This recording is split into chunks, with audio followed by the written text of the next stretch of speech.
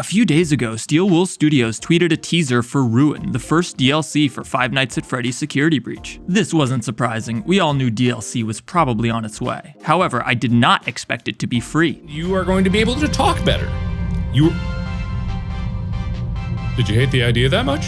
Obviously, we know very little about this content so far. All we have is this piece of concept art, and there are a few lore bits that we can infer. Gregory appears captured or in need of some sort of assistance, while it seems that our protagonist is a young girl. I did not like Security Breach. I even replayed the game recently with all the bug fixes and performance optimizations, and I had an even less enjoyable time than on my first go. However, I am optimistic that the DLC could be far better than the base game, and this teaser gives me a lot of hope that Steel Wool can correct a lot of these issues. Presumably, we have a new protagonist with a goal of helping or locating Gregory. This is already a huge improvement over the base game. Gregory had no motivations for doing anything in Security Breach. There was zero explanation for why he didn't just safely wait out the night in Freddy's green room. If we have a clear goal of helping Gregory throughout the entirety of this DLC, it could go a long way towards making the gameplay feel less aimless and trivial. Instead of a laundry list of meaningless tasks that don't really have anything to do with Gregory's stated goal of escaping the Pizzaplex, we have what appears to be a compelling motivation for our protagonist, and that can do a lot in terms of pacing and sequencing the experience. Next, we see that the Pizzaplex is in a state of ruin. The iconic Freddy statue lies in pieces on the floor in a clear reference to Golden Freddy's lifeless, crumpled costume in the classic FNAF games, and this gives me hope that we're going to see some more diverse, varied environments throughout the DLC. One of my biggest complaints with the base game was that the Pizzaplex all sort of looks the same. Sure, Roxy Raceway has a canyon theme to distinguish itself from the Atrium's theater, and Monty Golf has a swampy jungle theme, but there's nothing to do in these more diverse locations, and progressing usually amounts to navigating through some back offices that look like every other hallway in the Pizzaplex, and maybe finding some nondescript gift box or something. Even worse, these areas were designed cruelly, punishing the player with long, circuitous paths to traverse to areas that really ought to be pretty close to each other. A rundown, destroyed Pizzaplex could give Steel Wool more opportunities to narrow the scope of things. The animatronic AI isn't very good, but it does hold up better in smaller, narrow areas. Furthermore, the destruction and debris everywhere could be used to block off sections of the Pizzaplex a bit and make the experience more linear and scripted. The base game's Pizzaplex is absolutely massive, and it's just not realistic to expect the entire thing to be revamped. I fully expect that the DLC will reuse areas from the base game, but by making areas that are redundant and inaccessible, Steel Wool can create a tighter, more focused, more scripted experience, and I really hope they do. Most importantly though, Steel Wool is in a way better position now than they were prior to Security Breach's launch. Back then, they were over budget, out of time, and surely apprehensive about how the first big budget 3D title in the series would perform. While I think Security Breach is an awful game, there's no denying that it sold incredibly well, and somehow got an incredibly positive critical and fan reception. While I disagree with the critical reception, I am glad that the game was a success. It all but ensures we'll get plenty more FNAF content in the coming years. Do I believe Security Breach was received well in spite of it being a terrible game? Yes. However, I'm really optimistic that as a result of the game's success, Steel Wool can now take their time with the DLC. I expect that they've learned from a lot of the mistakes they made developing the base game, and that they'll do their best to remedy a lot of those issues in the DLC. It's not uncommon for major DLC to exceed the quality of the base game, and even more promising is the fact that Steel Wool didn't commit to any DLC prior to launch. This means we know that they hadn't really started working on this until after Security Breach's release, and probably not until after a long, well-deserved vacation for all the staff. With the team finally rested and having had an opportunity to take note of the game's reception, watch Let's Plays, and fix bugs, I'm optimistic that they're really trying to make meaningful, awesome DLC for us. I have faith that the Steel Wool team has respect for the FNAF franchise, as well as us community members, and I hope that they'll work as hard as possible to deliver the best product that they can. I don't really have any reason to believe that they won't. My biggest concern actually comes from the fact that the DLC is free. Don't get me wrong, the fact that it's free is awesome, and there's never anything wrong with them giving us extra content for a game that we already paid for. However, this also means that we don't have great expectations for the scope of the DLC. If they had come out and said, yeah, the DLC is going to be $20, I'd be more confident that it was going to be substantial. Steel Wool wouldn't charge $20 for DLC unless they felt it was substantial. It's not $20 though, it's free. Again, that's great, that's better. However, it makes it a lot harder to gauge just how big this content is going to be. It could be a big 2 to 3 hour campaign that continues the story that concluded in the base game, or it could just be a mini game or a little add-on or something. something. The anticipation and fear has been crippling. I've lost weight worrying about this DLC, and I feared that my hair may be next. Fortunately, that won't be a problem thanks to today's sponsor, Keeps. 2 out of 3 guys will experience hair loss by the time they're 35. Very bad.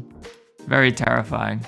But it doesn't need to be that way, thanks to Keeps, a subscription service made to help men keep their hair. Keeps offers personalized, clinically proven treatments to combat the symptoms of hair loss, and typically at half the cost of pharmacy prices. Each treatment plan comes with a full year of unlimited messaging so you can connect with your prescribing doctor at any time. Keeps maintains a robust network of expert medical advisors, prescribers, and care specialists to support you in achieving your goals for your hair. Whether you're looking to prevent hair loss, stimulate hair growth, or just want to take better care of the hair that you already have, Keeps has got you covered. Good to know, thank you. Best of all, you don't ever need to visit a doctor's office or a pharmacy. Your personalized treatment plan will be delivered straight to your door. Hair loss stops with Keeps. To get 50% off your first order, go to keeps.com/theftking or click the link in the description. That's keeps.com/theftking. Thanks so much to Keeps for sponsoring this video. If the character is Patient 46, which I doubt, although it's certainly a possibility, they are a child after all, it would make perfect sense that they were creeping around the Pizzaplex during the base game's campaign, always out of view. We know Patient 46 was camped out in the depths of the Pizzaplex, and while I still suspect 46 is Gregory and not this new character, it is a possibility. You must subscribe to Theft King. You must subscribe to Theft King. We really just don't yet know how substantial this content is going to be. As mentioned before, Security Breach's sales were really strong. It wouldn't surprise me if Scott and Steel Wool elected to make the DLC free in spite of it being a substantial 2 to 3 hour experience. Scott has done similarly generous things before with games like FNAF World and Pizzeria Simulator. However, the content could also be really small and insignificant, something like a little minigame or a short 45-minute experience. There's just no way to know. It's free, so we can't use pricing information to gauge its value relative to the $40 cost of the base game. If it was $20, we could easily surmise that Scott and Steel Wool would believe the DLC to be as substantial as half of the base game. It's not though, and thus, until new information comes out, we're sort of in the dark. Like I said from the start, I hope that the DLC provides a decent amount of content and gives us a compelling reason to revisit the game. I hope that it plays better than the base game, and that Steel Wool has learned a lot from the mistakes they made in the base game. My ideal would be a shorter, more linear experience with an emphasis on scripted moments and set pieces. For that kind of content to be interesting, they need to give us some new areas to explore, and it's not reasonable to expect said areas to be as massive as the base games. Without the vastness of the Pizzaplex, the existing gameplay would be even worse. It's this line of reasoning that gives me some optimism that if Steel Wool is building the new areas, they'll be in service of a more directed, controlled experience. I hope the DLC answers some of our questions from the base game, but without it feeling like a cop-out. One of the reasons I don't think this new protagonist is Patient 46 and why I don't want them to be Patient 46 is because it feels like a cop-out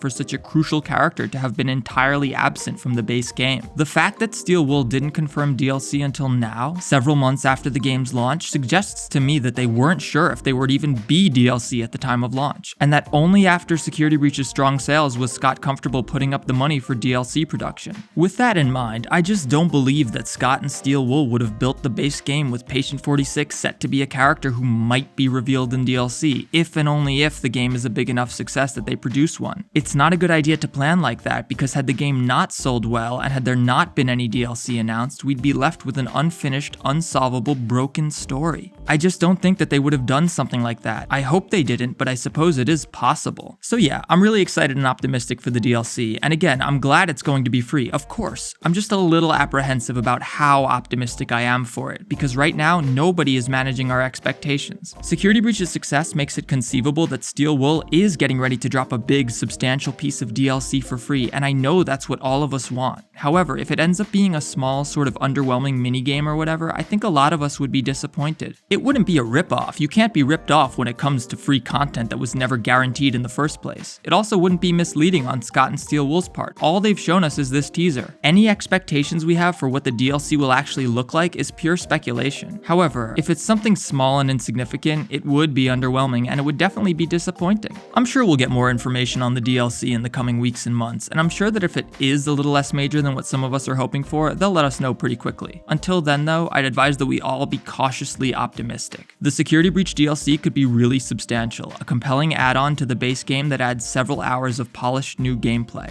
If it is, it could redeem Security Breach's lackluster base game. It certainly wouldn't be the first time that DLC exceeds the quality of the original product. However, it may turn out to be something less substantial, and that's fine too. I'd be a little disappointed because I see this as an opportunity for Scott and Steel Wool to go in and show us what they're capable of without intense time and budget constraints. But again, the content is free. They can release literally anything and it's still kinda nice. So while we can hope for something big and awesome and innovative, let's remember that this content may not be some earth-shattering thing. It's free, and it's ultimately cool that we're getting extra content, whatever it is. I do hope it kicks ass though. As always, thanks for watching.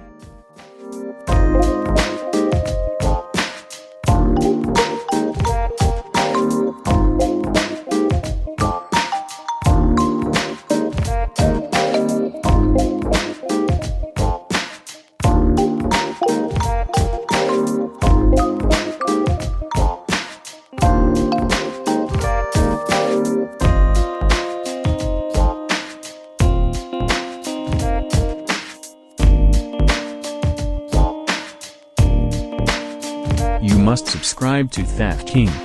You must subscribe to Theft King.